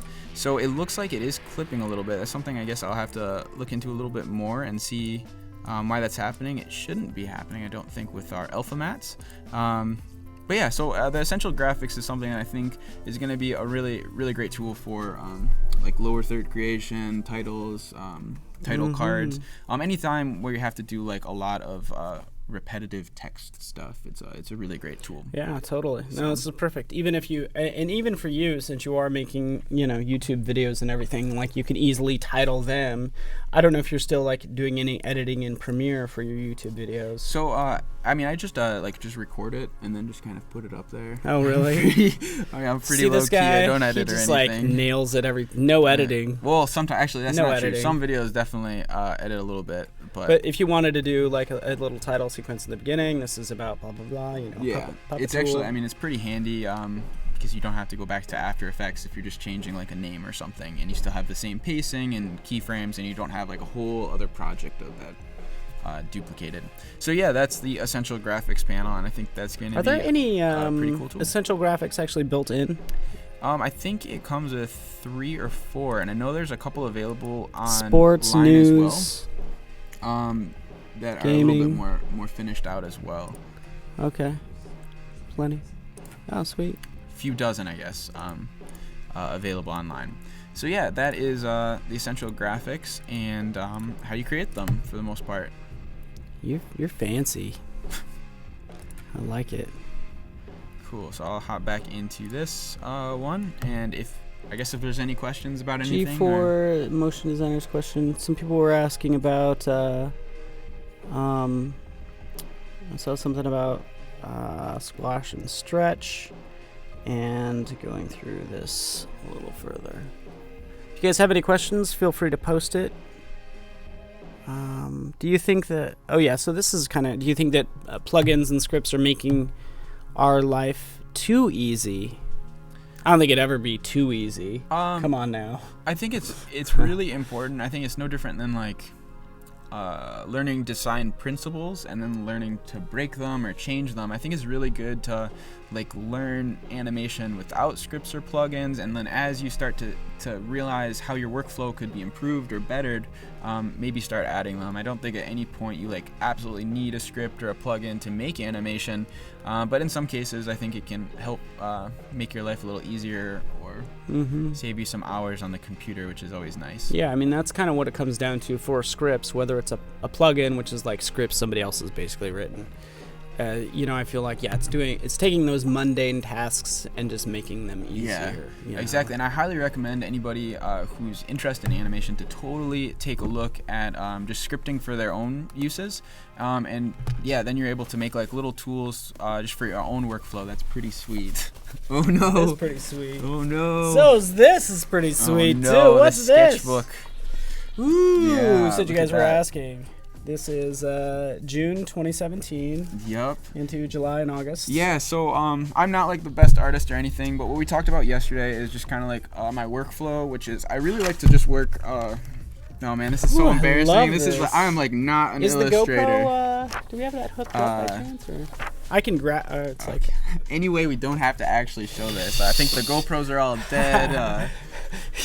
Did you hide it? You hid the GoPros. Oh, man. Yeah, I was like tucking things under the table. But this is good. It's all about process and concepting from the beginning. Sure, and I actually think I even have like sketches from some of the scenes we just went through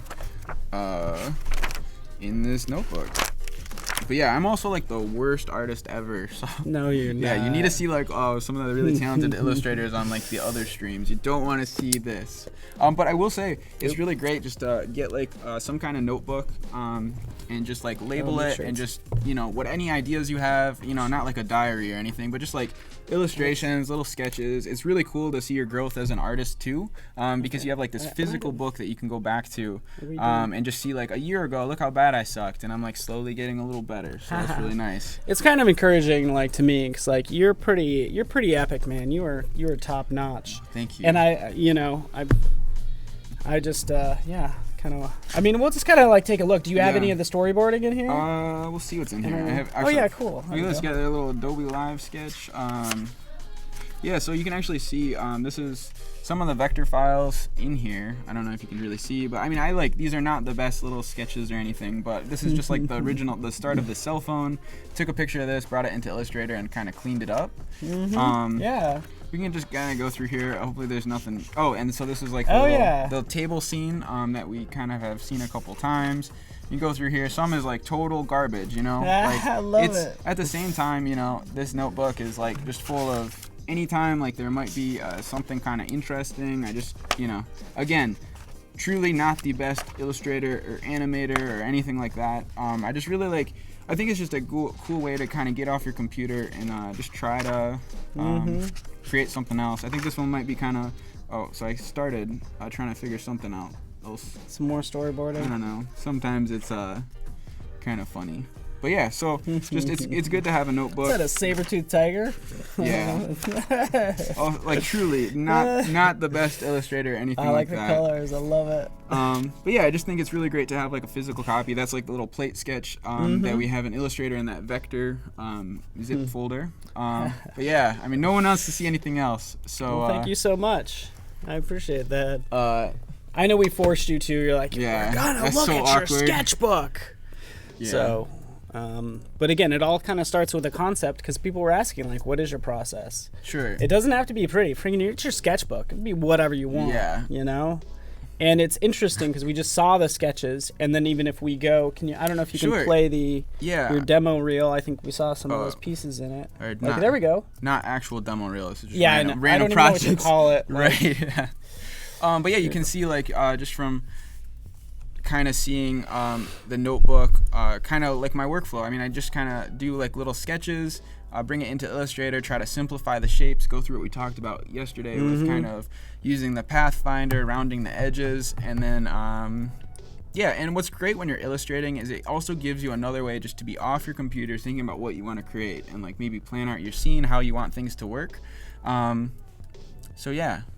That is good. And like, I mean, you're definitely obviously an After Effects pro, but what are you like kind of working on now? Like, are you do you want to get more into illustration, or like where are your interests lying? You know, I think it's really good as an animator or motion designer to like really get into doing your own art. I think there's a lot of really great opportunities to like interface with really talented illustrators and you know, just like other cool people. But at the same time, if you're ever working on your own projects or freelancing, what happens is like if you don't have something pretty to look at, you don't have that great of a project really always. So I think just like learning how to do your own illustrations or just understand illustration in general, I think is a really strong asset for a motion designer and an animator to have. And what also is great about that is the time. I mean, it's just more time off the computer, which is really nice. And whenever you get that itch to get back on the computer and like dive in, like to see your own art get animated, it's just like a really, really fun thing. So yeah, totally. I totally agree. And there are even assets you can even start with. So I don't know if you guys are aware of even Creative Cloud libraries in After Effects. So we'll just like switch to my screen really fast and my glorious triangle, right? You could, oh shoot, sorry, that's so red. Fix it. It's like so funny that we picked like the I know the one color, and I know this every time, yeah. And that's like your go-to colors, like red. Powerful red. But rather than just drawing something basic, you can obviously come over here and search like Adobe stock using libraries. So in here I can search for bear if I decide to animate something like that. And as I twirl it down, I can say just give me the illustrations. Actually, even give me the vectors of bears right here. And here's one that I've already purchased. But obviously I can sync that up and start to use it, and that ends up in my library and can run with it there. So there it is. It's syncing. All right, here it is. And drop it in. Start to work with it. So as far as like giving you assets to play with and even just kind of getting inspired, like, because I'll even use this. You could use Google, but if you're just like, hey, what is a tabletop view look like in vectors, here's some ideas to kind of start with. Yeah, that's actually really nice, just to see how it's other... all yeah, I mean, like just learning and like actually diving into files is always a really great way to learn. Like I'm a big fan of just like taking a look, trying to break it, seeing how things work, and so I think that's pretty cool too. Well, and we just appreciate you offering up your time. Reverb mic, I love that. Yeah, I want the green red. If I ever get that client request, I don't know what I'm going to do. Floor doors. These are hilarious. Yeah, I want the green red. No. So Richard wants to see the desk made in Illustrator. Okay. And we could actually share, I'll go ahead and post a link to all of the Illustrator files so you can take a look at them. We did that yesterday, but that was also an interesting approach too, is using taking a look at the raw Illustrator file and setting those up accordingly. So there's all the projects that we kind of you saw in that original project file. The vectors are like totally free. You can check them out, play with them, and do whatever. And it should be a good time, hopefully. Here's the Illustrator. Can you open up how do you set up your Illustrator files? Sure. Yeah, for animation. I can open one of these up here. I think I saw somebody ask to see like the desk scene or something like that. Yep, desk scene. And I'll kind of just go real quick through that workflow. Again, you saw my little sketchbook that no one was ever supposed to see ever. Oh, whoopsie, let me reopen this. I know, right? Yeah, but nothing's safe in this room. I know. Who would have thought that? I was stupid to bring that. I know. Why'd you bring it? You're fast with that backpack. And they loved it. They're like, dude, you're an awesome illustrator. Well, thank you so much for seeing that, everyone. That was really cool. That no one was like. Yeah, that's cool. That is cool. So I'm gonna open up this table Illustrator file that you guys can also check out, and you can see how I kind of like separate my files before I bring them into animation, and I think it's gonna look like a lot of layers when it's separated in Illustrator, but you got to realize like when you bring this into After Effects, you're gonna do a lot of like pre-comping, so I'd probably like grab all of this like little poster thing at once and this would be its own pre-comp. So I'd really only be looking at like 5 layers here. I'd be looking Do at you like, group those though? Would you group them in here? And would you put all those, that window on one layer at least? Or is it already? This one might be. Well, that's a poster. No, it's not. Yeah, this one has like different pieces. I think if we go back and look at this table animation, it's so stupid to like have animated a table, kind of. But yeah, so if I preview this, you're gonna see like how it all kind of moves together if it goes through again. But yeah, you just. I love it. If I actually dive into the unshy this, you can see how this stuff is separated, and maybe this would be like a cool thing for people to see. I don't know, but yeah. That's my little. You used a lot of Midas on this one, or? Yeah. Don't feel bad. Don't like. I do feel bad. Don't it's feel like bad. I don't want to like over talk about it. But yeah, it's a fun one to do. So. Ooh.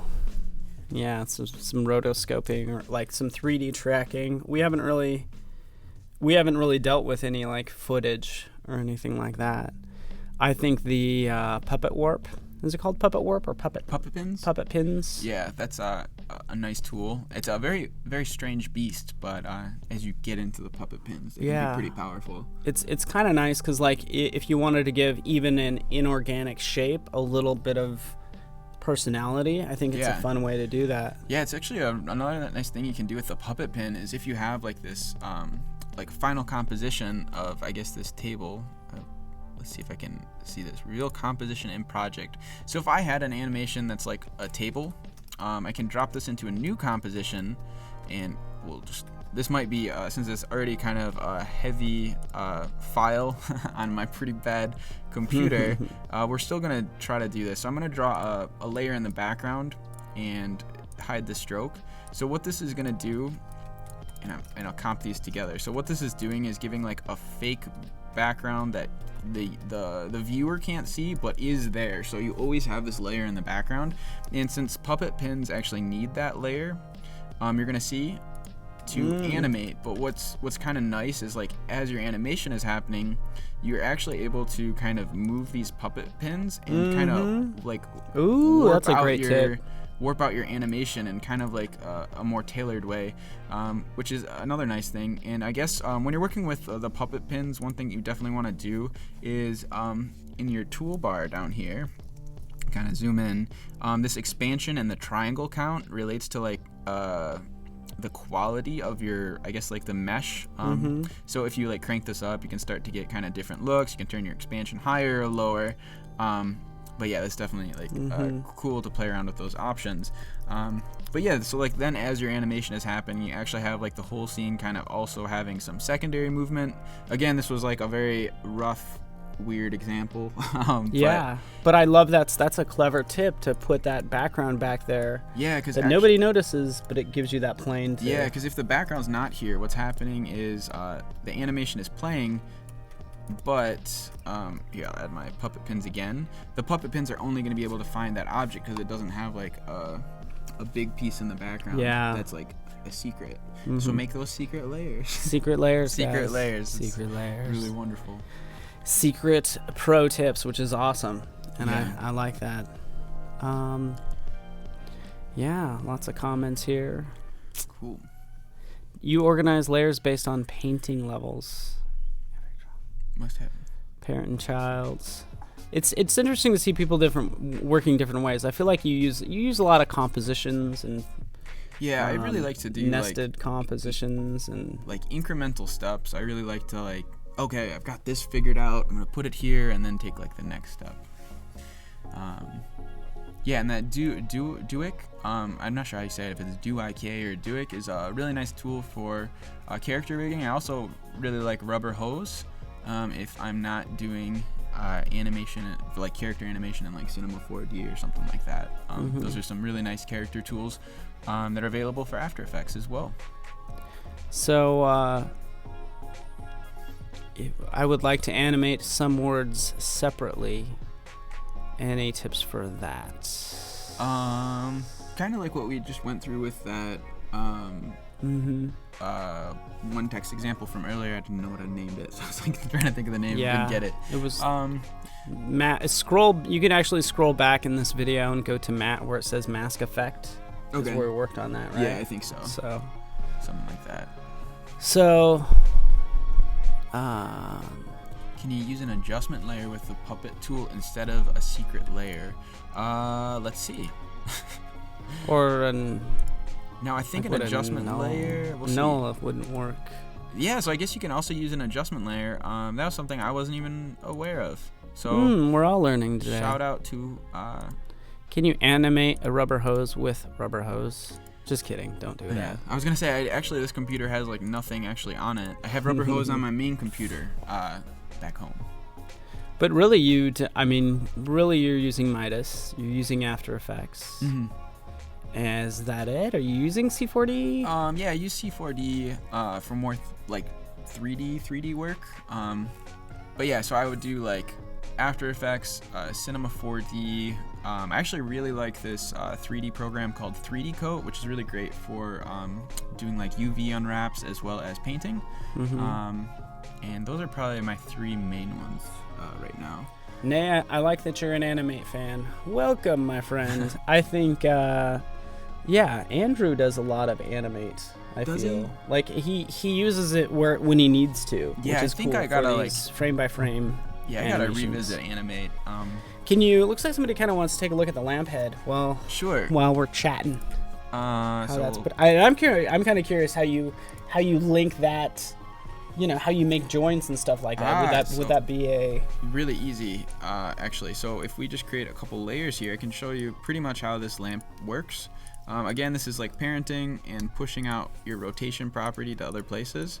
So I'll duplicate this layer, kind of drag it down, and I guess we'll do another one for the top of this lamp, just like this, and then do a little bit of parenting action. So this goes to this, goes to this. So we can just kind of, wait, did I do that right? This is the bottom, this is the top, that's what we want. So yeah, you parent it just like you would parent any other limb. I'll press R for the rotation property, and then just kind of link these up with Midas real quick, just like this. And so now, this is obviously like a non-standard joint because we're trying to make like a limb. And if I play this, you're gonna see it kind of reacts in an interesting way. Turn this actually to negative real quick. Come here, and so now when we preview it, you can start to get these kind of interesting moves. But yeah, that's how like the lamp created. That seemed like way too easy. It is really easy. But yeah, so like if you wanted to do a more standard movement, like something with an arm, you could do kind of that same technique, and it actually looks pretty sweet. Do that real quick. Just gonna go here, here.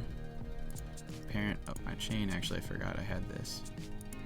Parent up, and yeah, so that just like whatever order you selected, it just auto parents for you, so you don't have to like remember stuff.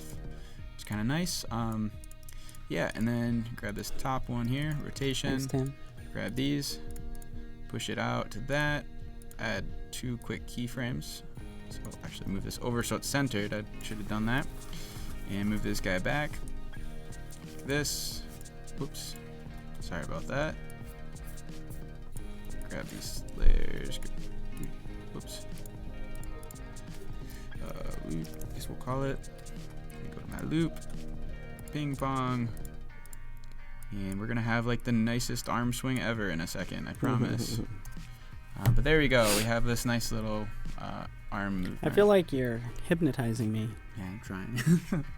But yeah, so that's like how I created like the lamp thing. And like if you didn't have Midas, like that would have been. I mean, that would have been probably using Duick, maybe. I mean, the thing with like Midas is it's like this delayed thing, so you actually get this auto overlap or like overshoot. That is like kind of like one of the principles of animation. It's kind of interesting, and then you can also like do this stuff where you crank up magnetism. So maybe you want this end one to just be like super nuts. Yeah. So like as it's swinging, you can have kind of this weird look, but at the same time, it's like all synced up to just one set of keyframes, which is kind of nice. So yeah, that's like how I did that. I didn't ever get a chance to use Newton though. I saw that was out, and that's like I kind of just use Cinema 4D for Newton-esque tasks. What is Newton? A Newton is like a Other than a physics-based plugin for After Effects, so it works with like 2D stuff. Mm-hmm. Yeah. I like it. And I think somebody mentioned, yeah, I mean, Adobe Animate has bones, but yeah, you basically get the same result here, so this is good. Sure, yeah, elephant trunks, all kinds of craziness. And yeah. Super fun to watch. And just so you guys know, in about 30 minutes, we're going to have D.W. Watterson, his movie director, and Simone Smith, the video editor, doing their directing, and it's basically their editing magic. So it's kind of fun to watch them and everything. After that, we have Andrew Embry. It's going to be at 1 p.m. Pacific time, doing some more After Effects, and he does animate as well, and works with a lot of other teams. So it's fun watching him. He knows everyone in the industry, and he knows so much. So yeah, he's pretty awesome. He did some fun stuff with a puppet tool yesterday. Oh, nice. Yeah. I haven't got a chance to rewatch that stream yet. Yeah, just it was simple and just so elegant. It was so nice. Yeah, he's got a nice touch. Yeah, he does. We have Rachel and Wynn up at 3 p.m. too, Pacific time. So she's a vlogger and makes everybody else feel a little more frumpy, I feel. Right. You know what I'm saying? Yeah. I'm like, I'm so underdressed, like, around you. Like, yeah. We all need to step up our game. Yeah, But she adds a little bit of style to the channel, to the stream. So and we appreciate you guys. But we still have a good 20 more minutes, and we could do a number of things. Because there are actually... obviously text effects also that you could use, so that might be the easiest in terms of text, just FYI. And we'll get mesmerized by this. Yeah. But any other questions or random things you guys might want to see, I'm happy to show you. This is nice. I mean, it's nice to have you here, like... just to do like almost whatever. Like, really, this is quite an opportunity, I must say. Yeah, it's quite an opportunity. Anything you could imagine.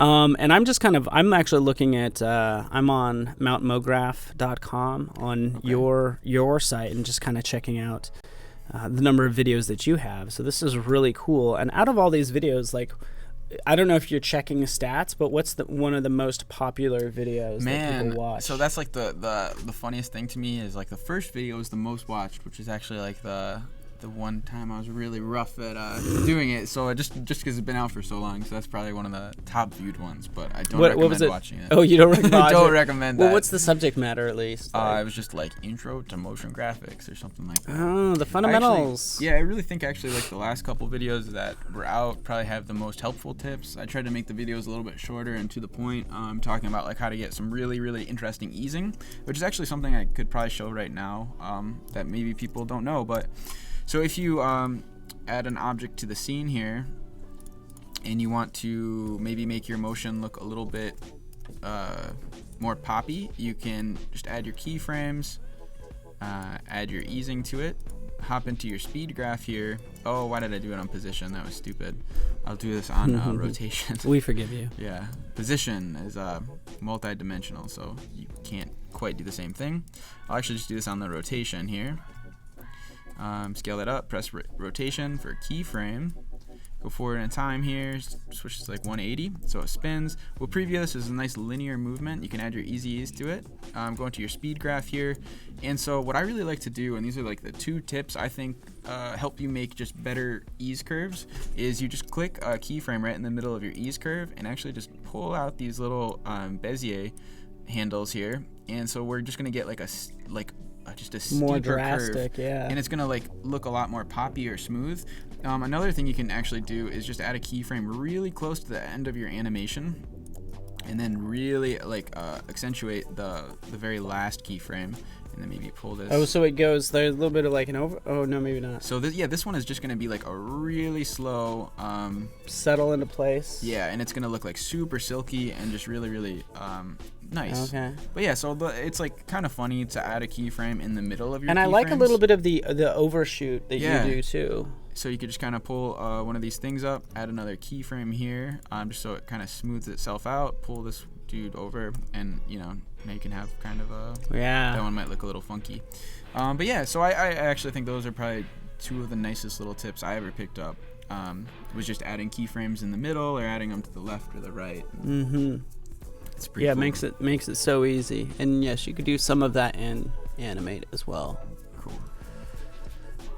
Ah. Oh no, intro to Nick AE. Hill. He knows about it. I know that name. I think he has been an awesome person for a while. I see that name all the time. So thank you so much for joining the chat and checking out videos, because I think I've seen that before. Nick Hill, I think is the name, but you are the best. Yeah, there it is. Intro to. Sorry, I know we're not supposed to talk about it, but it's cool that you also kind of go through even Cinema 4D as well. Yeah, just couple little things. I think like at the end of the day, a lot more people use After Effects and are more interested in After Effects. It's a really good learning point. I think starting with 2D animation is just easier. Mm-hmm. So yeah, no, I agree, and you have a good grasp on, what say Cinema 4D is good for versus After Effects, like we did. We did 3D essentially in After Effects. Yeah, and you can definitely do like some kind of 2D stuff in Cinema 4D, but I think at the end of the day, it's just always easier, at least for straight 2D animations, just to do it in After Effects. And After Effects kind of has a certain look to it that I think a lot of people like. Animating in here. So yeah, and I like all the tips that in terms of like looks is this sort of like rough, more natural look that you've been doing. So applying these textures on top of things, really. Yeah, it's kind of funny. And I loved your tip about adding the inner glow. Which was a really inner good shadow. Inner shadow, sorry. Inner glow also works though. That's actually funny. That's another layer style. That's but I like, and I noticed it when we're playing your animation, like your composite, whatever. Yeah. I started noticing everything that we've talked about. I was like, oh, I recognize that. Yeah, I'll show you. Not there. Yeah, but a lot of what we covered yesterday was like texturing and just adding all these like little subtle details to things. So if you right there a little bit. Yeah, if you missed any of that, you can go check that out, and there's some kind of cool stuff there as well. And I noticed, and I want to know how you did this. I have this lady right here. So first of all, I noticed the inner shadow here, right? Her hair in the background, is that using the puppet tool? It is using the puppet tool, and it's using Midas. Oh yeah, of course it is. Sorry. Yeah, you didn't even need to say that. I know that already. But it's kind of one other thing is if you're adding like hair to a layer, I'll just do a quick example that kind of makes this easy.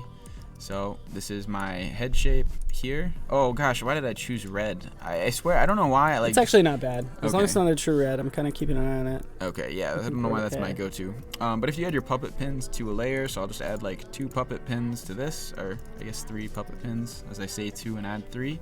And go add this thing called cloth. I'll call this cloth. Go over to this null here, and I'm just going to go to cloth. Parent, and I'm going to parent this to our shape layer 2, kind of go up and reposition it, and if I go over here, P, I'm just going to add some random movement real quick. You're going to see that we now have kind of this like soft body effect with our layer with actually no keyframes at all. So yeah, that was how I did the hair thing. Should actually also, another tip, if your computer's ever slowing down, you can go on over to your edit menu, purge, and do all memory in disk cache, as I have 11 gigabytes, which is actually all of my computer's free space. No, really? So, yeah. Man. No, that's good. That's good stuff. What do you think the biggest sort of hurdle people run into when they're learning After Effects? I think just being intimidated. You know, like you open up Photoshop for the first time and you're like, oh my gosh, like you just understanding how like the layers work. And I think After Effects can scare people off at first. But honestly, like if you can go work with Illustrator a little bit, work with Photoshop a little bit, and then start using After Effects here and there, it starts to feel really similar. It's all coming from the same company. So it kind of works out. Yeah, and that's you know, obviously that's helped you, because did you learn Illustrator and Photoshop first, or? Yeah, I actually learned Flash first, which was kind of interesting. I unfortunately spent time learning ActionScript 3, which was like the coding language then. But that kind of died off. Who remembers ActionScript 1? That's the question. Ooh, that's a real throwback. Remember Tell Target? Dark Ages. You did Tell Target _root. Oh my goodness. All that good stuff. So, I know it. Yeah, like I'm talking crazy. I really like how you did some of this. I notice even, and I'm just kind of. I think your site and your videos are like a great resource. But even diving into some of this, I'm scrubbing through to find like this different morphing that you're doing, which is kind of cool. Yeah, there's like a little liquidy look. Yeah, but maybe with the proxies is something we can talk about tomorrow, and maybe some coding. And maybe do a couple more projects. I think we should go through a little bit of scripting. Scripting tomorrow? Yeah, I think just cool. A little bit, just in terms of, you know, getting your head around it, and then we'll point you guys to some resources. Yeah. Because like, how did you get into scripting? Was it based on a need? Yeah, pretty much. It was like as I was doing projects, I started noticing like I was doing the same thing over and over and over, and then I started seeing like scripts pop up in here and there, and I just started writing my own just because it was easy. And then I teamed up with my buddy for the last one as well. Yeah, and that's the thing. It's like anytime you find yourself doing something over and over again, how can do you start maybe I would think you'd start maybe parenting, right? Yeah, it's like you kind of take baby steps. You start using like your little like time expressions, your wiggle expressions, and then just start making them a little bit more complex. And then it just becomes kind of like second nature as you're going through projects, just to like link things up when you need to, and you know, you kind of know like the whole project from front to back, especially if you're going from like your notebook to Illustrator, importing it from Illustrator to After Effects, writing your own code. It just becomes like, you know, actually like every single frame in that project, so it's really cool. And it's interesting, like, you know, someone else learned ActionScript 2 and then 3 as well. Oh yeah. Yeah, AS3 was kind of, that was like sort of getting into like a legit programming language. Yeah, you know, it wasn't as loose as it was before. I know, you know, like enjoy ouch. That. So yeah. But the great thing about it is then you dive into scripting here, and I was like, wow, this is a lot better. So coming from ActionScript 3, it's a lot better. Yeah, exactly. And I do have to say, and again, I'm just like looking at this other example. You know, I think a lot of the times where like you're looking for pro tips and scripts, and you do have some of those, but then a lot of times it just kind of comes down to work. Yeah. Because that's what I think of even when I see this. You know, it's just like there's work when it comes to animating lines wrapping around this text. Am I correct in saying that? No, totally. Yeah, I mean, I think I've gotten like, as you do more animation, you start to like look back at old work and maybe see how you can improve it. But yeah, I mean, like definitely back in the day, I have done my fair share of many keyframes. Right. That's all this is kind of getting these lines wrapped around. Zoop. Yeah, and I have no idea how long that video is, but I could probably get that done way quicker now. Oh, we know. I mean, everybody's 17 minutes. Yeah, 17 minutes. That's not terrible. But yeah. And that's all on your site. Obviously, you see all those keyframes. Wow. Sure. That's awesome. Variables are cool. You know, when to best utilize scripts. It's almost like you want to be aware of what scripts people are using out there that might be helpful. Yeah, I think what are the most popular scripts that like you're using? I say Rubber Hose is probably one of the bigger scripts I use. I actually also really like what is the tool called now? Oh gosh, I'm blanking on it. The Explode Layers from this guy is pretty cool. It can take like an Illustrator file and like blow it up into all separate vector layers. Oh wow. Yeah, it's kind of nice. In After Effects, that's pretty. That one's pretty popular as well. I mean, there's so many scripts you can check out, and I mean, there's some that are kind of similar, some that are really unique and different. I was thinking what you could do is just like go ahead and act like you're working on your computer right now. Oh sure. And you could be like, hey, and we're just playing a video. Oh yeah, I don't know about that. No, I feel like that's cheating. It is cheating. Oh yeah, and ray dynamic colors and textures is also something that I've seen everywhere. A lot of people seem to like that a lot. So so that's like I think from Sander. I forgot the guy's last name. If anyone knows, Sander something. Sander. What does it do? Georgilis. Ray dynamic color can like link your colors up to a color palette. So basically, as you're working, if you change a color in your project, it reflects the change in all of your other layers. Oh, that sounds so dope. So it's pretty handy. That is awesome. Yeah. I dig it. Well, super cool, guys. What else can we tackle? So we have you at our disposal. Trying to think. I'm not sure how much time we have left here, so I don't want to like get started in something we can't finish. Story of my life. Right. Yeah. Well, we have 6 minutes. 6 minutes. 6 minutes, go. No, just kidding. Sander van Dijk, however you say that last name. Yeah, he's really, really cool. Really nice guy, too. Or Georgia. Yeah, so I got half of it right and half of it wrong. I thought his last name was like Sander Georgilis. I don't even know how you say that word. Georegulus? Maybe? Georegulus. Yeah, I don't know. Awesome. He's cool. He's a great developer. Oh, that is super cool. So, yeah, we definitely appreciate everybody here. We're just kind of like winding down the last couple minutes. We have a full day full of stuff. After Effects. We're going to dive into Premiere Pro as well. See some live editing coming up in the next 2 hours. And I do notice you actually do use a custom mouse. Yeah, that's serious business. No, this is actually funny. It's a gaming mouse. It's a Logitech. I don't know if anyone wants to see this. Logitech. I think it's called like an MX something. MX. Do you have any of those other buttons mapped? Yeah, actually, left and right. And one of them I mapped with a thumb. If you click it, it like opens up everything just like that. Okay. I don't know if people can see my screen or not, but yeah, I mapped a couple. I used the back button, but I really like it with like a high, like a fast action mouse or a gaming mouse, because you can like go right across your screen super fast. So you like don't have as much like wrist pain at the end of the day if you're on your computer for a long time. You use the same mouse. Look at that. Nice. That is cool. So yeah, and you've dealt with another good thing to use for a screen is an iPad. Oh no, never. Just kidding. Never use an iPad as a screen. Do that. Worst case scenario. But typically, I could imagine, are you using like dual monitors at home? Actually, I just have one monitor. I used to have dual monitors, but you know, for how much time I spend like on a computer, I started noticing like getting neck pain from being like, flipping on my monitors. Yeah. It's the same thing with I felt like I was doing a dance move every day. Even when it comes to the Cintiqs and stuff, it's like if you get a bigger Cintiq, you're like moving your arm. So I have a small like 15-inch. Yeah, no, true story. Actually, I was trying to check out that Wacom 27-inch computer, and my arm actually started to get so sore from going up to like the file menus. I was like, just working I can't do it anymore. So I switched back to just a little like 24-inch monitor. I think I have back home. Yeah. Spartan races this weekend. I got the Spartan Beast. 14 miles, 30 obstacles. Ooh, there you go. That'll be a good That'll time. be my last Spartan. So then I would have done them all, except for the Ultra Beast, which is like 30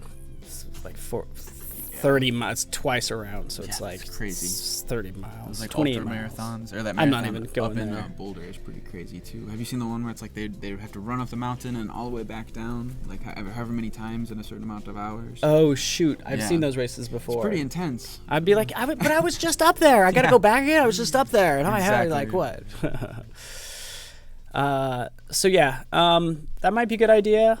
We can definitely kind of like write those out. What's the best resource for scripts? Do you just go to AE Scripts? Or? There's AE Scripts. I think it's probably the main one. And then there's another website that has stuff too. I think it's like a Video Hive or something like that maybe. Does that sound like the right website? Video Hive, I think, also sells scripts and tools, stuff like that. I think they're a little bit more under the radar kind of stuff. Okay, stock footage and video effects. Yeah, I think they have like... Oh, owned by Envato Market. Gotcha. Yeah, that's a weird one right there. So... And they have, looks like they have everything even into the templates and everything like that. Do you create movie titles and sequences? I haven't got a chance to work on movie titles or sequences yet, but if anyone knows somebody who's looking for a movie title or sequence, let me know. Yeah. Yeah, exactly. But that's still a popular one because, again, even for like, say, you're even watching your YouTube videos, you obviously have a little intro animation that plays. I used to actually. I got rid of that. Oh, you did? A while back. Yeah. Oh, I like. Well, it was like so fast. I appreciated it. And this is like a little bit of not a very old one. Actually. Not that one, but yeah, you know, one of the newer ones. Just quick identity, and then you're into the content. Yeah. So yeah, Star. Looks like apparently we have homework from Star, and we need to share the names of all the scripts that we've mentioned. Scripts. But you can definitely at least remember Mt.Mograph.com. Go there for sure. At least there's Midas there, which is probably the one that you've used the most in terms of. Yeah, it's my baby. Plugin. But yeah, born out of the need to make things faster. So that's good. You know, I think that's awesome. And just like even writing expressions, I think the easiest expression you've written is just wiggle. Yeah, it's literally like one word wiggle, 2 parameters, right? Anyone can do this. It's so empowering, by the way, because you did that. I was like, oh, that's cool. Like, and this as a visual designer, diving into script expressions and stuff like that is just another part of the brain. It's like when we tried to do math earlier. Oh yeah, we couldn't even do simple math earlier. Man, that was embarrassing. And we're like, oh, you know, my pyramid shaping skills. Oof, gonna have to work on that. Yeah, I think Tim might have posted the formula for that, which I don't remember now. But we appreciate you guys. Sent that formula to me. I know, I don't even know, and he put the formula in there. I'm like, I don't even know how to decipher that formula. Like, I don't even know. Yeah, I missed that part, but yeah, that would have been nice. I was pretty slow there on the pickup. Oh yeah, so that's good. That is good. We'll be turning it over here in a second and shifting gears. We're gonna have a fantastic director and a video editor coming up next in 1 minute. Any closing words? We have 1 minute. Just thanks Adobe for having me here. This is probably the coolest trip we get to have you another day too, buddy. Exciting tomorrow. It's gonna be off the rails. Exactly. Yeah. Yeah, I hope so. Anyway, I'm gonna try to have some more cool stuff to share and definitely like that scripts and stuff like that. But yeah, I mean, my final words are just like, I think the best thing you can do is have a little notebook to sketch in. And just kind of try to break as much as you can. And I think that's the best way to learn. Go break stuff in a good way. Somebody like breaks their computer, I get sued. I love it. Cool. All right, up next we got D.W. Watterson, Simone Smith, and Jason Levine. Cool. Yeah. And checking this out. This was really fun to get to do.